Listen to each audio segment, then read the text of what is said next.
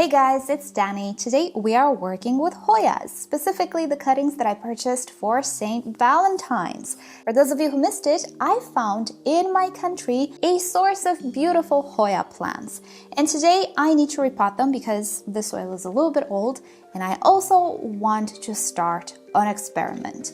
What I will be using are these self-watering pots with a transparent reservoir. Some of you might say, well, what's so special about them? Well, if you know my channel, you also know that I have major issues with algae in this environment, so much so that it becomes detrimental for plants. I know some of you have never had issues with algae, but trust me when I tell you they can damage roots, stems, a lot of things. They can also compete with plants for nutrients. So in all of my setups, I always go for shaded situations, whether they are opaque pots or decorative pots which are opaque. We're gonna get to the self-watering situation and how the experiment will be. First, let's just unpot some of these Hoyas, pot them in the self-watering pot. Let's see how the roots look like, because I have a feeling some of them are not really as healthy as I thought they were. Alrighty, so in case you missed that video with my St. Valentine's haul, I'll link you to it down below. I was telling you there that I found a seller in my country, not in my town, that is passionate about Hoyas, and he has a lot of different varieties. They might not be the most, sought after varieties, but definitely they're the types that you cannot really find in grocery shops or actually garden centers and flower shops, similar to how orchids work, right? So I got a few of them, and since then I didn't actually go ahead and repot them, so I don't know in what state they are. By the way, this is Hoya Optimistic. It is a hybrid and it looks really, really beautiful. It's one of those fuzzy leaves hybrid. And as you can see, this little stem is rooted, but also one of the leaves fell. However, the growing tip is looking nice, and I think that is to be expected. I don't know what type of water, what type of fertilizer these guys received. Definitely they were being kept in a sort of a cold frame or solarium, so there was a bit of a temperature shock. It has been really chilly in the nighttime here.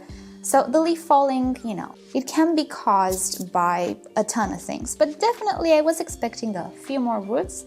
No matter though, I think this pot will be just fine for this Hoya at the moment. At some point I might have to repot them, put them in a bigger pot, but that's okay. So before we go ahead and pot it, I need a wick, because these guys arrived without a wick. Which is okay with me because I don't really like the wicks these things come with anyway. By the way, I purchased these from Amazon. I'll link you to it down below. And typically the wicks that are provided with these very affordable pots are not the best of quality, meaning they are not all synthetic. They can have cotton fibers or be completely made out of cotton. And when it comes to self-watering pots, this is not what you want because those wicks will break down, they will rot super fast in water and you're just gonna be left with nothing, just a pot without a wick. So what I like to use are homemade microfiber wicks, which they're indestructible. You can reuse them and wash them a million times. They can come from your kitchen rags if you just wanna get rid of one. Don't throw it away, chop it off. Perfect wicks, the best wicks ever, to be fully honest. So these are the things that I personally like to use. I don't really trust the wicks these things come with. So I trust these wicks. They're not gonna break down. And when I repot the plant, I can wash them with dish detergent like that. All right, let's see. Perfect. I can even pull on them a little bit and have more of the wick inside. Great. Now I can go ahead and pot my cutting. So I have here some all-purpose potting mix mixed with perlite. The ratio is about 50-50. I am not the hugest fan of perlite because it kind of tends to pull on the surface, changes color, looks a little bit bad. Look at this. In time, does not look so good, but it's really useful. I have it. I'm gonna use it. I'm not gonna throw it away. So let's put a little layer on the bottom. Hoyas really, really like a very, very, very airy mix. Many of them are, well, I don't know if I should call them full epiphytes, but at least semi-epiphytes. I don't know if that is a term, but what I'm trying to say is that many Hoyas start on the ground as seedlings and then find trees or higher plants that they climb on and become epiphytic. They can even, at some point, maybe in time, disconnect from their terrestrial side. But in this way, the seeds do have nutrients. So for the first, let's say, years, I'm not entirely sure how fast Hoya seedlings grow, but in the first period of their life, they do have nutrients from the soil, and then they do rely, just like orchids, on whatever the water that flows on the tree or on the branch brings. I don't know if you've ever seen Hoya seeds, but they look a little bit to me like dandelion seeds. They have fuzzy, like little umbrella or an outer coating, and they can be taken by the wind. They are actually really light, and if I get good, very good at growing Hoyas, maybe I'm gonna try to obtain some seeds and see if I can grow some Hoyas from seed. As far as I understand, Hoya seeds are much easier to sprout than orchid seeds, which need like a sterile laboratory. They need a special growing medium which is nutritious, which again needs to be sterile, and so on and so forth, because the seeds of orchids are super fine. They're like dust. They don't have a protective shell, and they don't actually have any nutrients to begin with. They rely on a symbiosis with a particular fungi that they find, hence why they actually sprout directly on the tree, so not on the ground. Hoyas don't work like that, but more like typical terrestrial plants. However, throughout their lives, they can actually become fully epiphytic. Their roots also adapt to the type of environment they grow in, just like orchids. However, this does not mean that at some point you will not be able to grow your Hoyas in soil. No, you can, but it is important for that soil not to be very heavy because the seeds themselves are very light. So where they grow, it's actually in the first layers of the soil, of the forest floor, let's say, where typically you will find an abundance of organic matter such as leaf litter and branches and all of that. They're not covered by heavy soil. So that's where the roots grow, in a very airy type of soil. So that's what we're trying to imitate here by the use of perlite together with our soils, or bark. You can even use some orchid mixes, but depending on the mix, you might find that it's a little bit too airy for a Hoya. I personally don't like to use orchid mixes, let's say, for Hoyas because they're a little bit too epiphytic for them. I would rather use the soil and amend it with perlite or bark or some other aeration materials. And look at that, from one blab to another, we're all done. Oh no!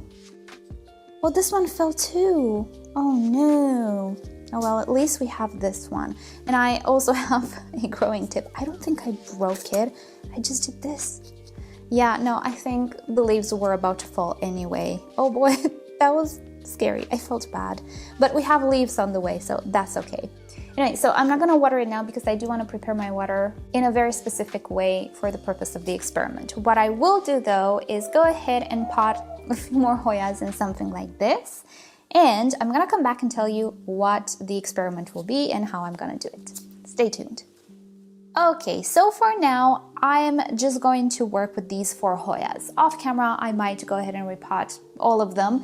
But for now though, I wanted an even number because I want 2 of them to be a control group and the other 2 to be the treated group, let's say. What I want to do is apply something that in hydroponics it is actually used quite a lot. And this is using hydrogen peroxide, my faithful friend, in the water that is being used for irrigation. Now, it's no secret hydrogen peroxide, amongst many other benefits, is actually very efficient against algae as well. I have an older video on my channel in which I try it on some algae on Ceramis, and while it absolutely has a bad effect on algae, I find that if you let algae take over, it's kind of really hard to get rid of them. They will come back.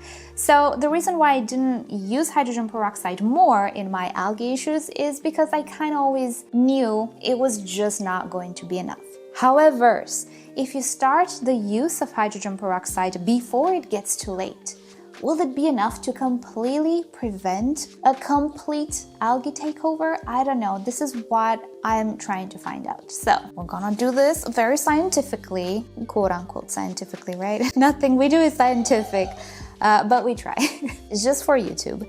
But what I want to do is have a control group which will receive normal water, not treated with hydrogen peroxide, and a volunteer group which will receive hydrogen peroxide water. So how much hydrogen peroxide will I use? Well, It's a little debatable. I find different sources advising different measures, but I'm just gonna choose one at random and modify it. So one of the sources say that 3 milliliters of hydrogen peroxide, 3%, can be used per 1 liter of water, or 2 or 3 teaspoons per gallon of reservoir water. So I'm going to tweak this little bit of information to my own formula because I do have experience with hydrogen peroxide and because I think I can do with a little bit of a stronger solution. And I'm going to use a 5 milliliter solution of the 6% in 1 liter of water.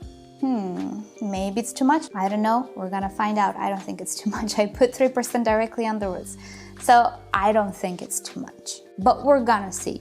So I'm going to mark 2 of these guys, which I might have called orchids. Maybe. It has been known to happen. I'm gonna mark 2 of these.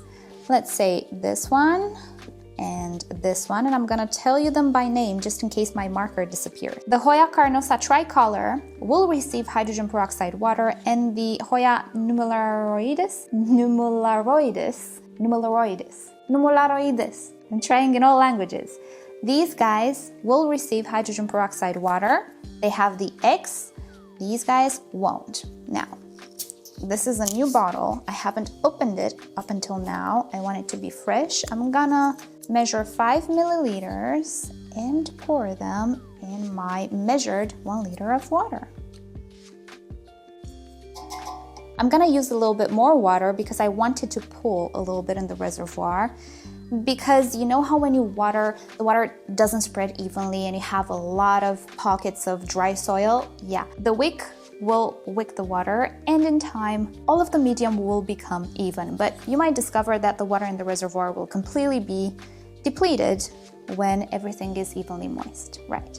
So a hydrogen peroxide solution typically is used as an aerator of soils as well. It's a very good aerator. My question is, will this break down fast enough or completely enough, too much to have any effect on algae? Because hydrogen peroxide does break down. One thing that breaks it down is light.